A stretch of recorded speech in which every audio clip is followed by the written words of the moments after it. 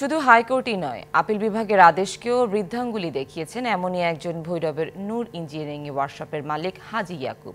Supreme কোর্টের উভয় বিভাগের 2 দফা মামলায় হেরে আদেশ প্রতিপালনে কেবল গড়িমসিই করেননি, পাল্টা দেশের সর্বোচ্চ আদালতের রায়কে তোয়াক্কা না করার নজির স্থাপন করেছেন বলে অভিযোগ আইনজীবীর। বিষয়টি নজরে এনে অবাধ্য ওই ব্যক্তিকে 21শে এপ্রিল হাজির করতে কিশোরগঞ্জের পুলিশ সুপারকে নির্দেশ দিয়েছে আপিল বিভাগ। এর ফলে হাসি ফুটেছে হাত হারানো শিশু নাহিদের মুখে। আরিফ চৌধুরী পলাশের ছবিতে হার না মানা এক কিশোরের গল্প জানাচ্ছেন মিজান আহমেদ।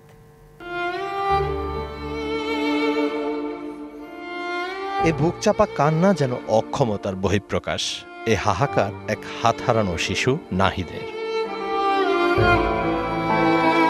কান্নাজড়িত কণ্ঠে ব্রাহ্মণবাড়িয়ার আশুগঞ্জ উপজেলার আড়াইশিধা গ্রামের কিশোরটি জানায় তার দুর্ভাগ্যের কথা। 2020 সালের 28 সেপ্টেম্বর নিয়োগের মৌখিক চুক্তি ভঙ্গ করে ভৈরবের নূর ইঞ্জিনিয়ারিং ওয়ার্কশপে লেদের কাজে যুক্ত হতে বাধ্য করা হয় 10 বছরের নাহিদকে। মালিক এসে বলতেছে যে ওয়ার্কশপের ভিতরে কাজ কর।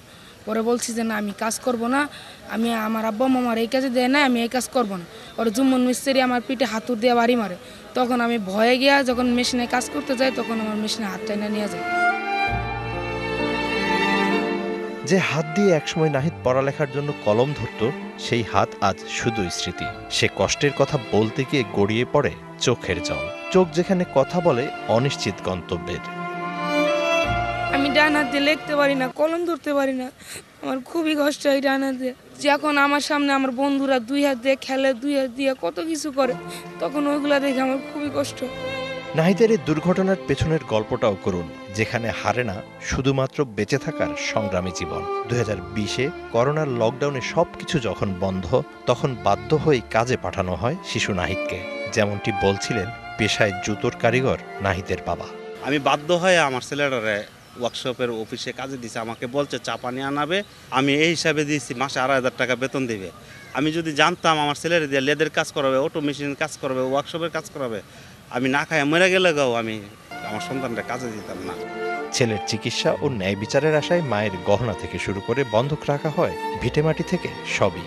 আমার বিটা বাড়িটা বিক্রি কইরা বন্দুক দিয়া আমি আমার ছেলের চিকিৎসা এবং এ পর্যন্ত মামলার যাই খরচপাতি লাগে আমি দিয়ে গেছি, চলাইছি। সারা রাত কাজ করি, আর দিন হইলে এই যে কোর্টে দৌড়াদৌড়ি করি, ছেলের পিছনে দৌড়াদৌড়ি করি।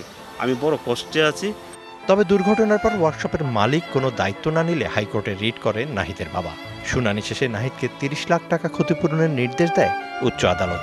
সেই রায়ের বিরুদ্ধে আপিল করে ইয়াকুব, কিন্তু আপিলেও বহাল থাকে সেই সিদ্ধান্ত। তাও মানতে নারাজ ওয়ার্কশপ মালিক।